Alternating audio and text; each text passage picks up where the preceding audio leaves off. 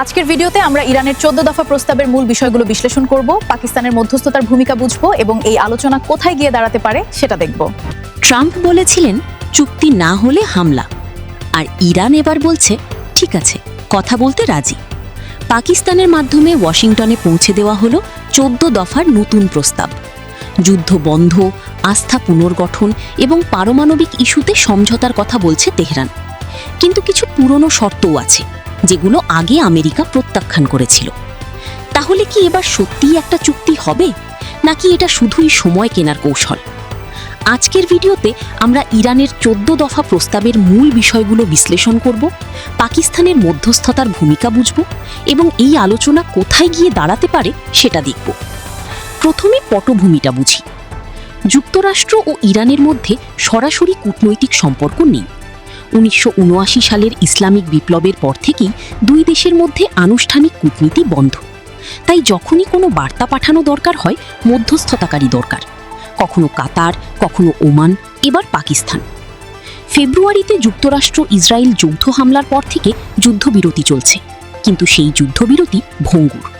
Trump একাধিকবার বলেছেন চুক্তি না হলে হামলা হবে। এই চাপের মধ্যেই ইরান পাল্টা পদক্ষেপ নিল।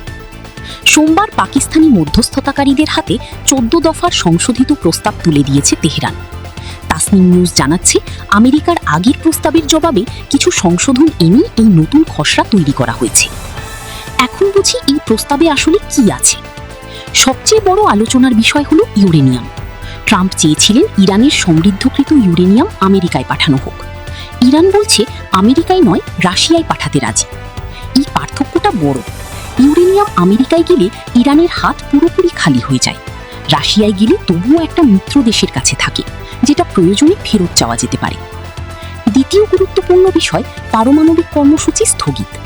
ইরান বলছে দীর্ঘ সময়ের জন্য পারমাণবিক কার্যক্রম স্থগিত রাখতে পারবে, কিন্তু স্থায়ীভাবে বন্ধ করতে রাজি নয়। আর ট্রাম্পের অবস্থান হলো ইরানকে পুরোপুরি পারমাণবিক কর্মসূচি পরিত্যাগ করতে হবে। এই দুই অবস্থানের মাঝখানে এখনো বড় ফাঁক। তৃতীয় বিষয়, ক্ষতিপূরণ নয়, নিষেধাজ্ঞা শিথিল চাই। ইরান বলছে সরাসরি অর্থনৈতিক ক্ষতিপূরণ চাইছে না, বরং আমেরিকার কাছে চাই অর্থনৈতিক নিষেধাজ্ঞা শিথিল করা এবং বাণিজ্যিক সুবিধা দেওয়া। এটা আগের অবস্থান থেকে একটু নমনীয়। তবে রয়টার্স বলছে এই প্রস্তাবে বেশ কয়েকটি শর্ত আগের প্রস্তাবের মতোই আছে, যেগুলো ওয়াশিংটন আগে প্রত্যাখ্যান করেছিল। তাই শুধু নতুন শব্দে পুরনো দাবি কিনা সেটাই এখন আমেরিকা যাচাই করছে।